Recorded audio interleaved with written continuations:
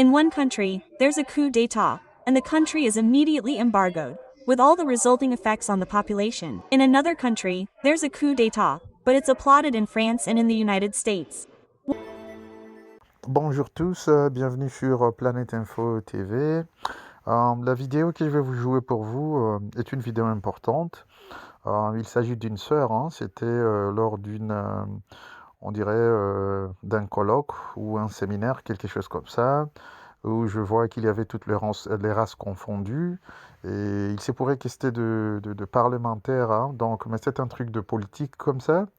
Et j'ai beaucoup apprécié le discours de l'intervenante, donc cette sœur africaine qui s'est exprimée et qui a été trop directe,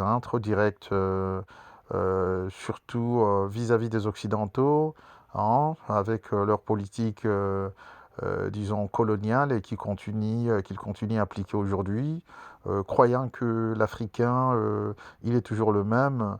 Donc c'est comme si l'Africain ne comprend rien de ce qui se passe dans le monde, mais et essaie de leur faire comprendre que nous voyons, nous comprenons et nous savons ce qui se passe. Et nous essayons donc de nous battre et qu'un jour, la victoire va être nôtre, donc la victoire va être africaine. Ok, je vais vous laisser suivre la vidéo et je vous reviens, juste après. In one country, there's a coup d'etat, and the country is immediately embargoed, with all the resulting effects on the population. In another country, there's a coup d'etat, but it's applauded in France and in the United States. What human rights and democracies are we talking about? Two-tier models. Where it suits the interests of the colonizers, they applaud. Where it goes against their interests, they hammer home human rights. We know in today's world that these Western powers are the world champions of human rights violations in international criminal law. Have they ever been tried? In Africa, a leader was killed, like Gaddafi, a leader of African Pan-Africanism. But is France not its leader, Sarkozy? Were they threatened? In Iraq, a leader was killed, he was a mouthpiece, an American. Were they worried? Why do they judge others when they are the champions of inequality and human rights violations? That's over. The African Union, it must be said, is also a structure of neocolonialism because the word governance, the operation is dictated from Paris, from New York and from London. We are also questioning ourselves. In terms of historical reminder, we must not forget that Africa did not only experience Western slavery. Africa first experienced more than 200 years of Arab slavery. The African continent is the first form of slavery that we have known, it is Arab slavery. After Arab slavery, we experienced 400 years of Western slavery carried by Portugal, Spain, France, Germany, Italy, and so on. English was just as much for me. It's a very heavy liability for a people. It's very heavy because during this period, the continent was stripped of the vital forces that were supposed to build the history of this people. And after this slavery, there was no respite. Colonization, imperialism, hegemony, and the stripping of our natural resources followed.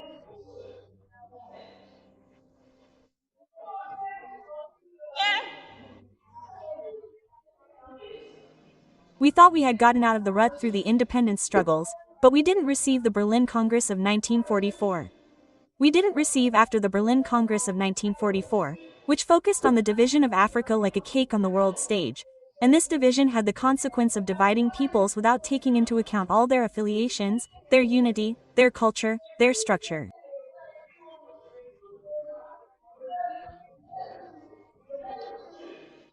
And these peoples are found in countries. We have two Congos. We have one side, Cameroon, Chad, who are brothers. We have on the other side Mali, Niger, another, who are brothers. But it's the policy of divide and conquer.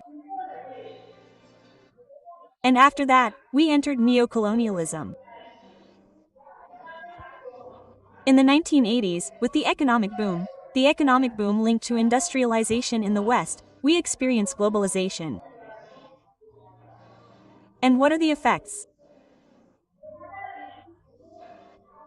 The misfortune here is that each time the conceptualization of policies is not inclusive of the different continents. That is to say, it is decided elsewhere and it applies to you.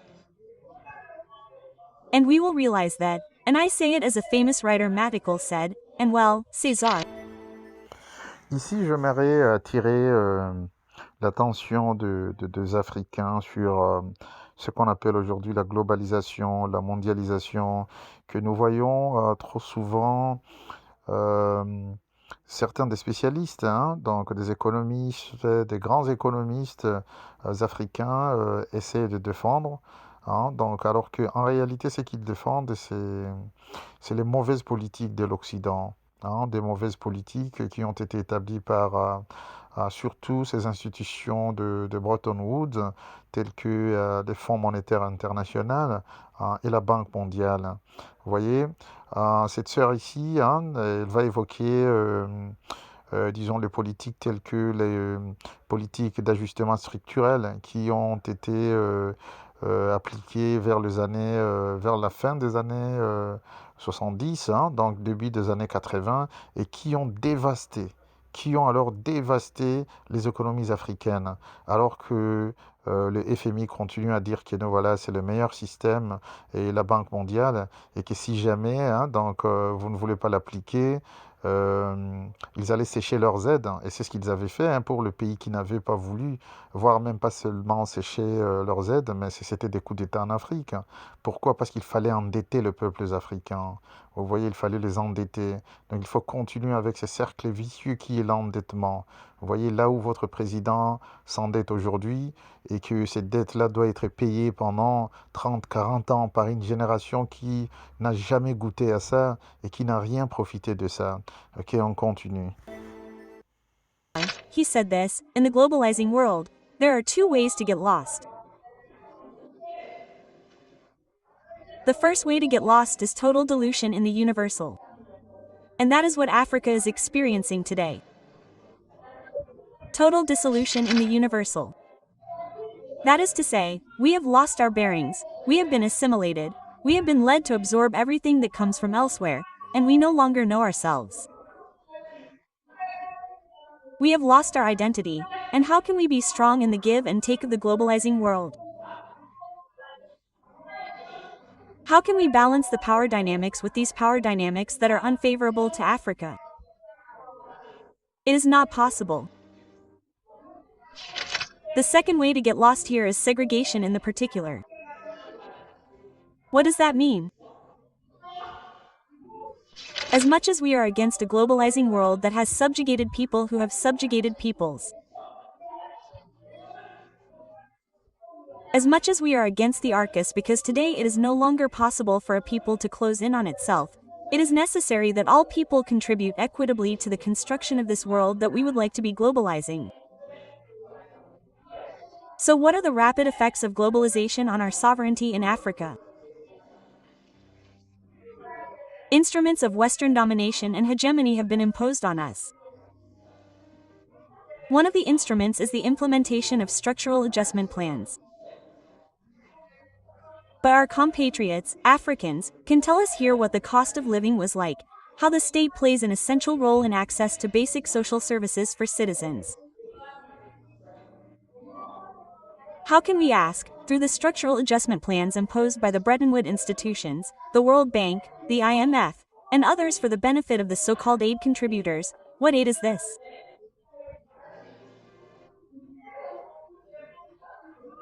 Aid where you are forced to pay more than 20 times, more than 26 times, the interest rates on the loans you receive. Aid where you are forced to pay only for the loans you receive, or for the aid you receive. The conditionalities would be that these states impose sectors on you where you will inject resources that these states, these countries, these powers impose on you, the multinationals that will come and invest for the aid you receive. What aid are we talking about? An impossible debt that future generations of Africans would have to pay when they did not benefit from it. There was the privatization of state structures. There was a decline in the standard of living of the population. We are talking about globalization.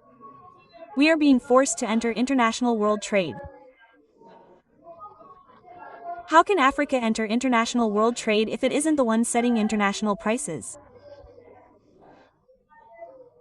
Colonization forced us to produce raw materials only for cash crops that don't benefit our economy.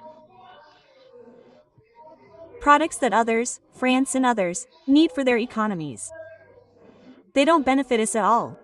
And once manufactured locally, they come at exorbitant costs. What do we benefit from? We don't have a diversified economy. We don't set prices. Meanwhile, we are impoverished. Resources are increasingly plundered, and multinationals are killing small local initiatives. So what we want today, is for this narrative to change.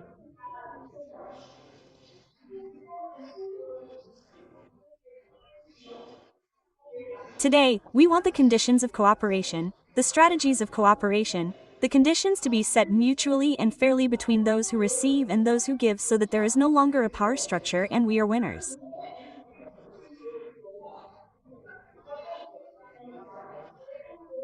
And for that, we no longer want the models of democracy that were imposed on us to destroy our states. We want to build ourselves, choose our models of management, of governance of our states as it was done before slavery, before colonization. Our states existed, kingdoms existed where everyone had their place. Women, young people, men, and the world lived. When there were problems, they were managed consensually. We no longer want these two-tier models of democracy or human rights models. In one country, there is a coup d'état. The country is immediately embargoed with all the effects on the population. In another country, there is a coup d'état, but it is welcomed in France. It is welcomed in the United States. What human rights and democracies are we talking about? Two-tier models. Where it suits the interests of the colonizers, they applaud. Where it goes against their interests, they will hammer away at human rights. We know in today's world that these Western powers are the world champions of human rights violations at the International Criminal Court. Have they ever been tried?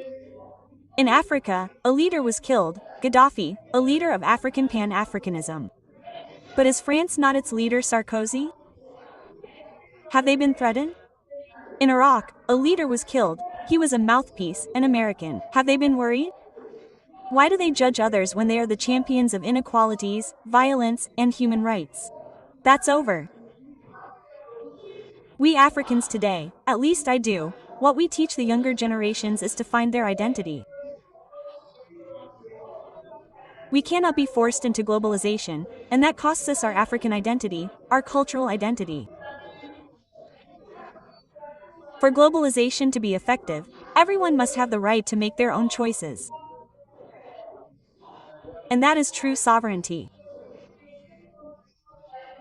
And these own choices must be drawn from, must reflect their particular identity because each people has a culture, each people a civilization, and it is by bringing together this diversity that we will build international solidarity. So it is a question. So it is today, and it is the work we are doing within civil society, how we can support our states in being able to regain this sovereignty that has been imposed on them.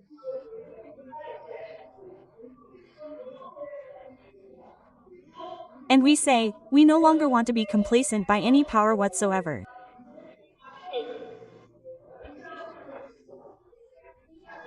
And that is why we are questioning all these structures of colonization and neocolonialism today. And that's also why the African Union, it must be said, is also a structure of neocolonialism because the word governance, the functioning is dictated from Paris, from New York and from London. We also question ourselves. We question the United Nations system which is no longer inclusive of the current geostrategic and geopolitical configuration of the world because it was created in 194 at the end of the Second World War for a specific purpose but it no longer represents the current configuration.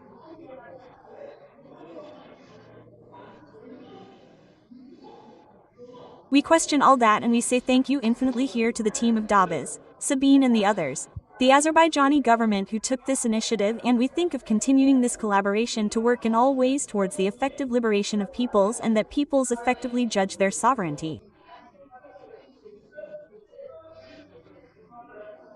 Thank you very much. Ok, rebonjour. Alors, je crois qu'on a tous suivi les discours de notre sœur ici. C'est un discours qui m'a vraiment impressionné. Alors, la question du jour est que pensez-vous que devraient faire les Africains, surtout nos leaders, les leaders africains, pour nous sortir de ce trou, de ce long trou. Vous allez remarquer que l'Afrique essaie de se battre, c'est depuis les années des indépendances, donc depuis les années 1960 et jusqu'au au jour d'aujourd'hui, c'est la misère dans la plupart des pays africains. Des fois, on ne comprend pas. Pourtant, nous avons des économistes, des grands économistes qui ont été formés dans les meilleures universités du monde. Mais chaque fois, malheureusement, ils essaient d'appliquer les politiques de leurs maîtres. Vous voyez ce qu'ils ont appris dans les écoles occidentales, essayer d'appliquer cela dans nos économies. Et c'est pourquoi je pose la question ici. Comment pensez-vous? Qu'est-ce que vous pensez?